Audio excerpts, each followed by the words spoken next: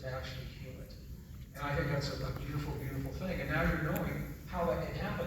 How do we access, how do we influence that chromatin? What is the epigenome access? Well, discovery number 6, I'm going to show you the pathways. The external environment, we all know about that. Toxins in the environment or a healing environment. Nutrition is one way, supplements are one way. One of those powerful ways to do it is through the internal environment. Bruce, myself, and others are talking about the beliefs and the emotions. These are what are influencing the chromatin, allowing those, the expression of the DNA to a greater or to a lesser extent. So I wanted to say this because I know there are healers in the audience. I know that there are therapists in the audience. And I'm just going to invite you, when you think about how you're helping yourself and your clients, I think it was for me, it was very useful to really understand it's just some DNA floating around, but it's inside of a package, and how that package is arranged determines how that DNA is able to express, how fully or to what degree. So, one of the most profound triggers for epigenetics was found in 1991. Some of you have been with me. You know what I'm going to say? A lot of new people, you've never seen this before. A very powerful epigenetic pathway. 1991 was the discovery that the heart's nervous system has neurons, like we find in the brain, but they're not in the brain. They're in the heart. They're called sensory neurites, and it's estimated that there are about 40,000 of these sensory neurites in the human heart. I want to show you what they look like. This is the first ever 3D map of the heart's neurons. I think this will probably come across. We've got screaming internet here today.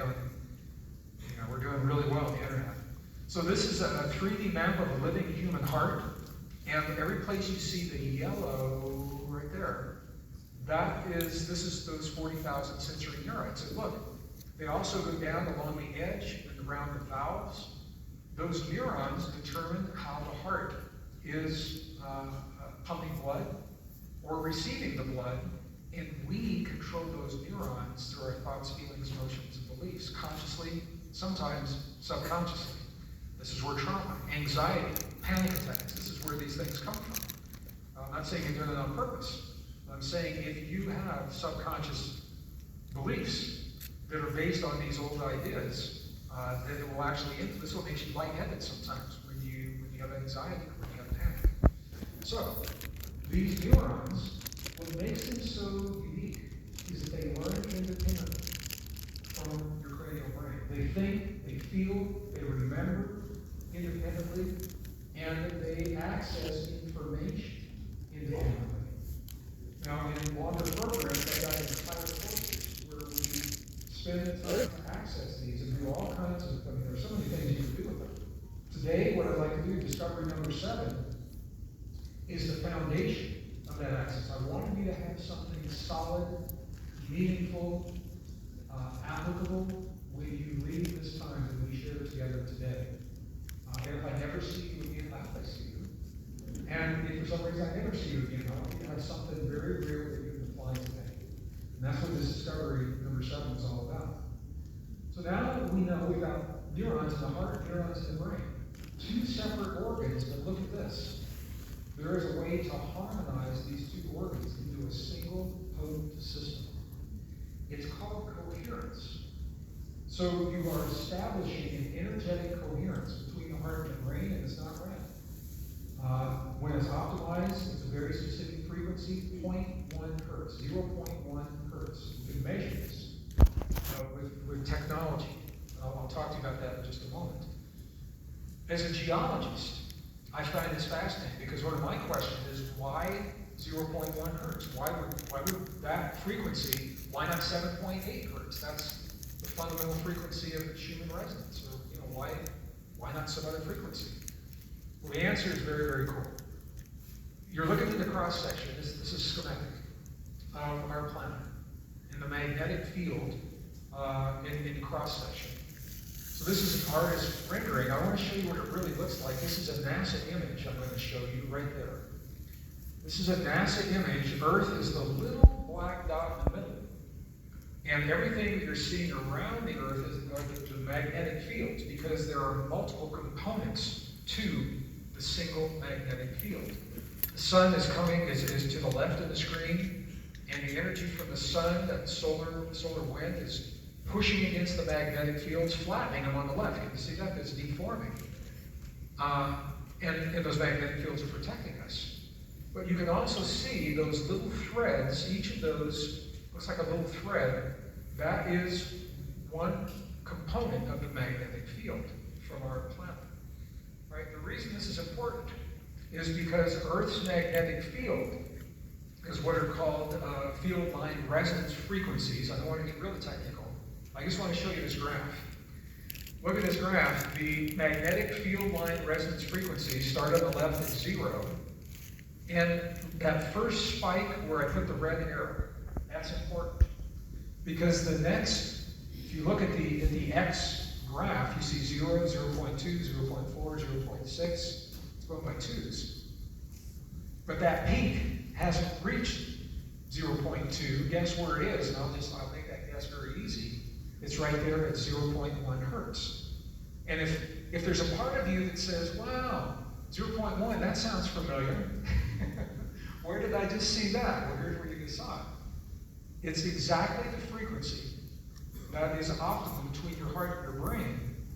That frequency is the first fundamental spike of Earth's magnetic field line resonance frequencies. What this means, the bottom line, is that when you harmonize your heart and your brain to 0.1 hertz, not only are you harmonizing what's happening in your body, you are harmonizing your body to a greater field, nothing less than the magnetic resonant frequency of the planet you live on. If you went to another planet, you might have another frequency. Something to keep in mind. But right now, it's 0.1 hertz. Now, when we harmonize the heart and the brain, what does it do? What does it look like? What you're seeing on the screen right now, you've all seen these before, these are neurons in the human brain that are firing randomly, which they typically do throughout much of the day. Just random thoughts, random ideas. The next image that you're going to see is through a new technology called glass brain technology. It's not the entire human brain that is finding that harmony, but there are sections of the brain that are finding harmony or coherence. So when we create the coherence in the human brain, you can actually look, this is a real time in the human brain, you can see certain parts of the brain are lighting up and becoming coherent at certain times. And this is what we're going to do in the exercise we're going to do here in just a moment. I just wanted to give you a sense of what this looks like. Now, one more thing before we do this, and this is so cool. And the first time I shared this with Bruce Lipton, he loved this image. You know, and I know everything's connected in the bodies. We all know that. We may not know just how connected things are. And this is what I want you to see. The next image you see is the most recent update, 2018, of the metabolic pathways in the human body. And if you can't read what's on this chart, don't worry, because neither can anyone else. Look at this. This is one of those places where I thought maybe somebody might want to take a picture. What this says, this is showing you the reason why when you take anything into your body, it influences so many other things. There's no such thing as side effects. When you put something in your body, whatever you're putting, an antihistamine is a perfect example for allergies. You take an antihistamine for allergies, and sure, it's going to help with your allergies, but it also might make you sleepy. It might make it hard to pee for some people. It can make you so that you can't function well, brain fog. And this is the reason, because not only is it influencing the histamine response, but all these other things are connected. Okay, you get the idea. The reason I'm sharing this with you right now, the same thing happened with coherence. Once we harmonize the heart and the brain into 0.1 hertz coherence, that coherence is within the heart and the brain, is influencing all the systems of the body. This is how we bring our body into coherence. I'm going to tell you just straight up, when I had COVID, one of the reasons I think that I moved through it so easily and so quickly, the COVID itself,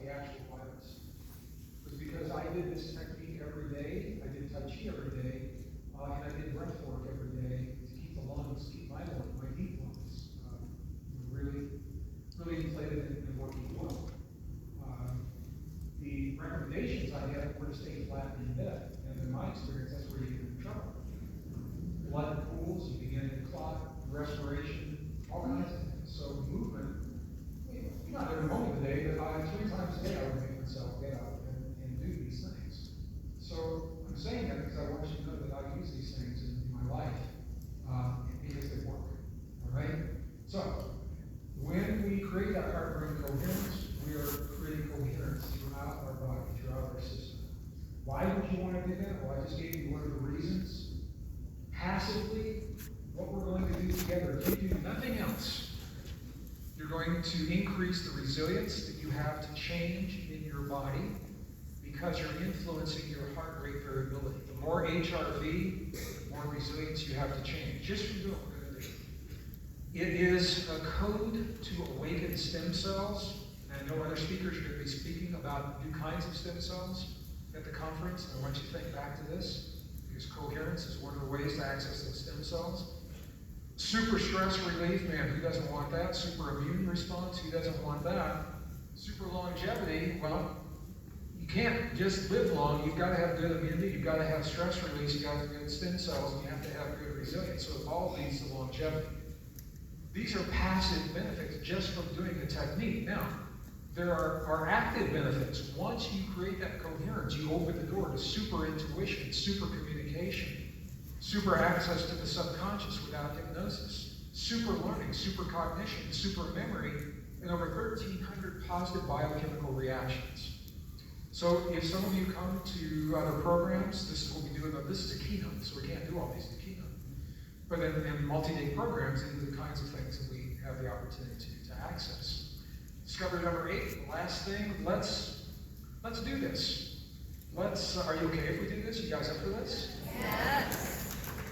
Yeah, I thought so. I just see a few hands waving because I'm looking at the back. What I'd like to do is lead us through a coherence process. All right? And this is through courtesy of the Institute of Heart Math. Our friends and colleagues, pioneering researchers at the Institute of Heart Math in Northern California. They are pioneering new studies in the human heart in unconventional ways that are now being accepted in the mainstream. All branches of the U.S. military, other governmental agencies, most hospitals now have heart math technology. And when I said that the coherence can be measured, and I said I'll mention that again in a moment. This is that moment. The Institute of Heart Math has created different levels of technology. Some of it is a little pricier because they're professional models that you use with clients in hospitals. Some of it is less expensive. There are devices about the size of a mobile phone you can carry in your pocket and determine when you're in coherence and when you're not. But I like these devices because they give us the ability to know when we are actually achieving what we believe we are achieving on the one hand. And on the other hand, I also believe that they are to be used as tools. This is my personal opinion. They're to be used as tools and not a crutch.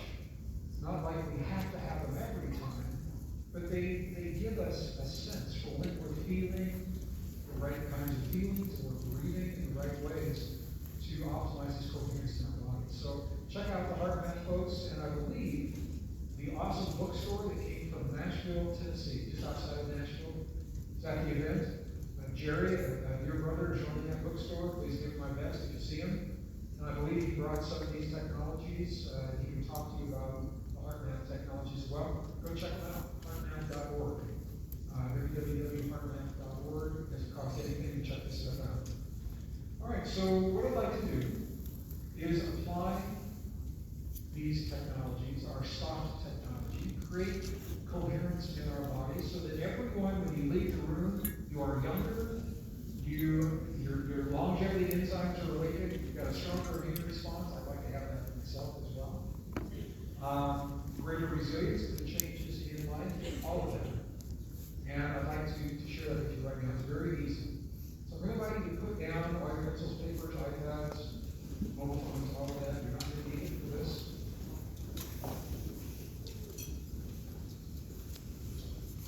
And we're going to go through 3 three steps. I'm going to invite you to shift your focus. I'm going to invite you to shift your breathing, and shift your feeling, and I'm going to talk you through each one. And I'm also going to, this is my favorite slide, let's do it. Let's do it. I'm going to put a little music in the background to average out all of the other sounds in the room. And I'm going to begin that music right now.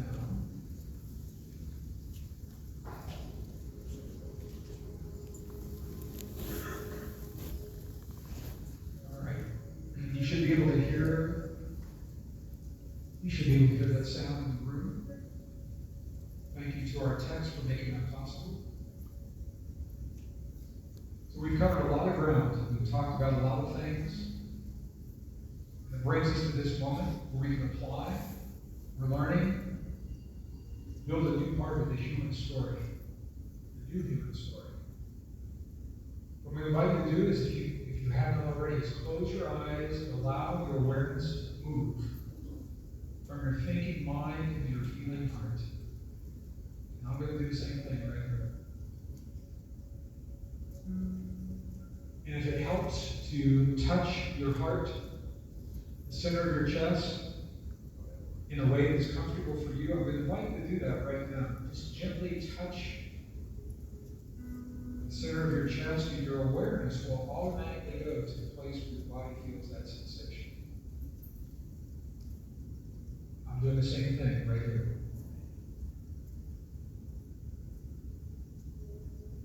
And this is the first step. Shifting our awareness into our heart.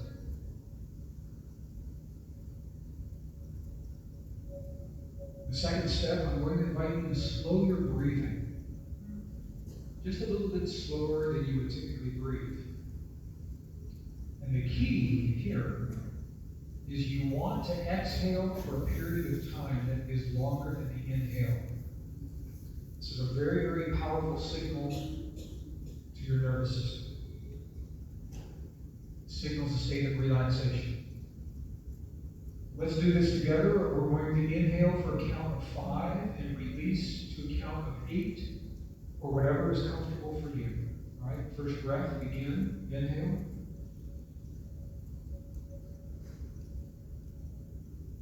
Release.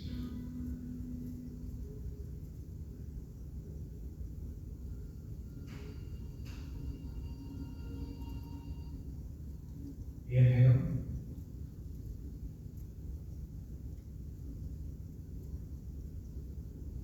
Release.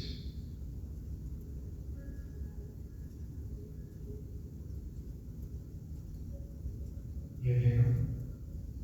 Just feel that shift in your body. Release.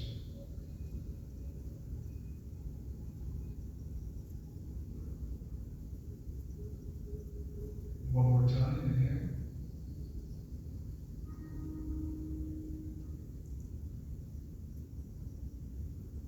Release.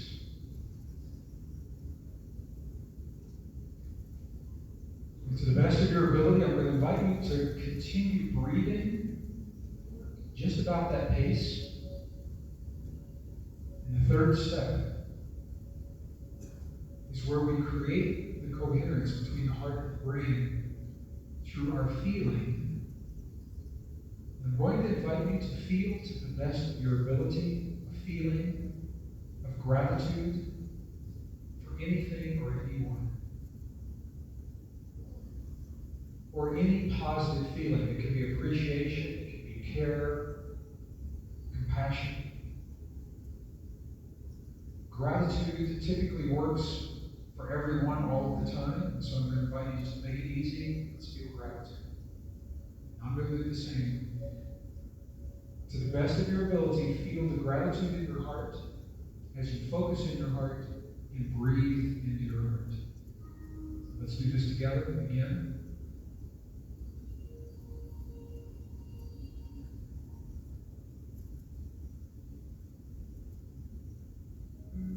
Gratitude is easy for me today. I'm so grateful to be here with you in this way.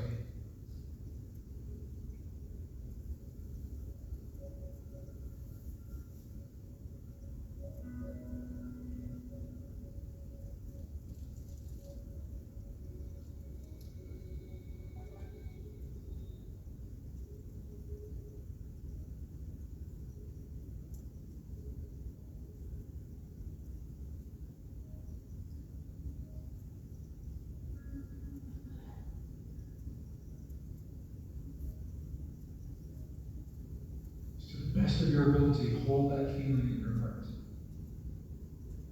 You can express that gratitude simply by saying thank you. Thank you. Thank you for the beauty in my life. Thank you for the health of my friends and family. Thank you for the perfection of my body. Thank you.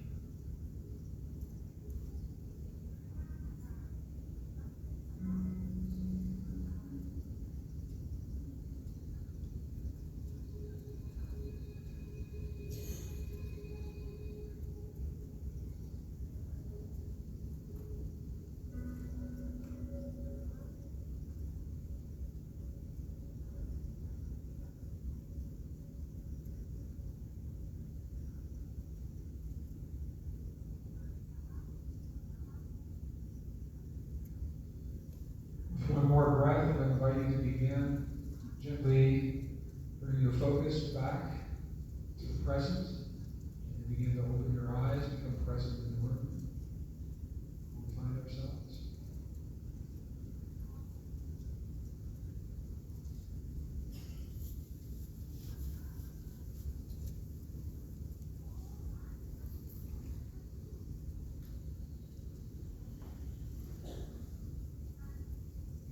The typical recommended time for that kind of coherence of minimum of 3 minutes.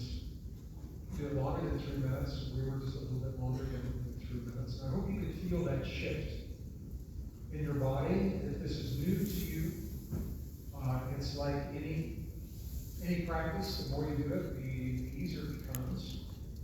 If you are a seasoned practitioner of this technique, you may have found that it felt different doing it in the room. And one of the reasons for that is because what the scientists at HeartMath have found and published in scientific journals is there's a field of information, an electrical and magnetic field that extends from our heart beyond our bodies, about 3 to 5 feet. And that 3 to 5 feet that's as far as the equipment can measure. In all probability, on the quantum level, it is an infinite field, is what the researchers have told us. So the reason I'm saying that is because you're in a room with hundreds of people, but you're all sharing one heart field. And often, it's easier to go into the space, to achieve the space and maintain it, when you're sharing that space with somebody in the field, or other people in the field. And also, if you're doing it in the room and you go home and do it tonight, it feels different. It doesn't mean you're doing something wrong. It does feel different when you're not with hundreds and hundreds of other hearts. So I hope you could feel that shift in your body. I'm going to invite you to incorporate this heart rate coherence. People say, when do you use it? Just think of it like this. I think of it as all systems go. Go. When you want to be your best, do it before a corporate board meeting, do it before a test, do it before your yoga, do it before your martial arts, do it first thing in the morning. I typically do mine at least once a day, last thing before I sleep at night. Because I like to be sleeping in that coherent space. And I don't know how long I do it because I typically go to sleep before I go to finish. So I hope you enjoyed that technique.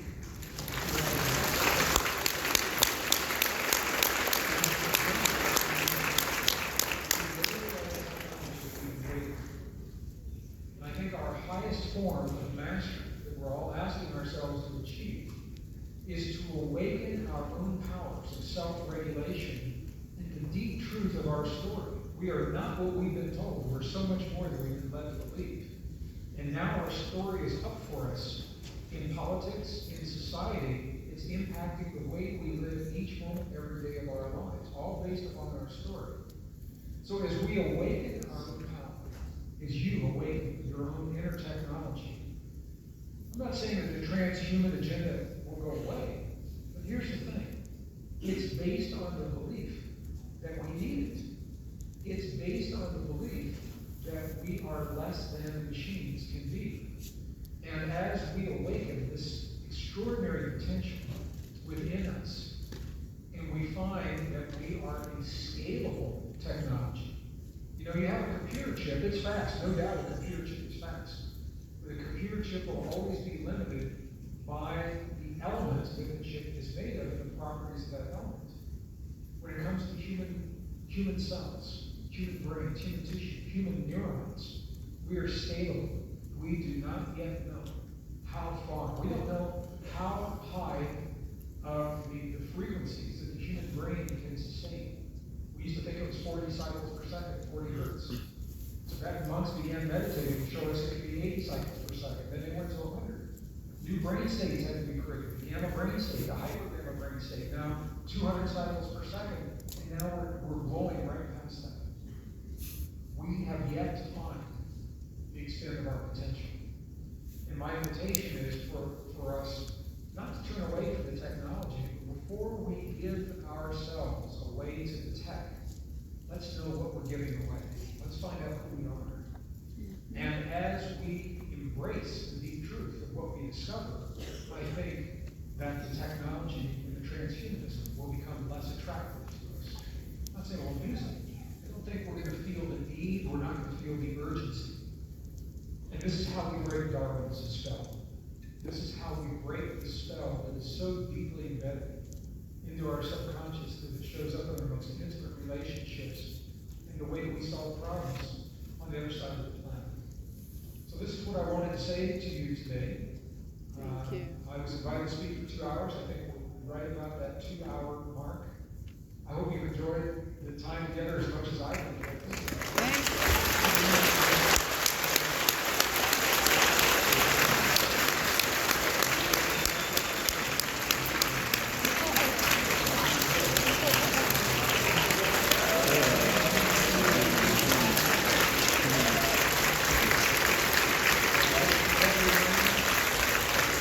Thank you.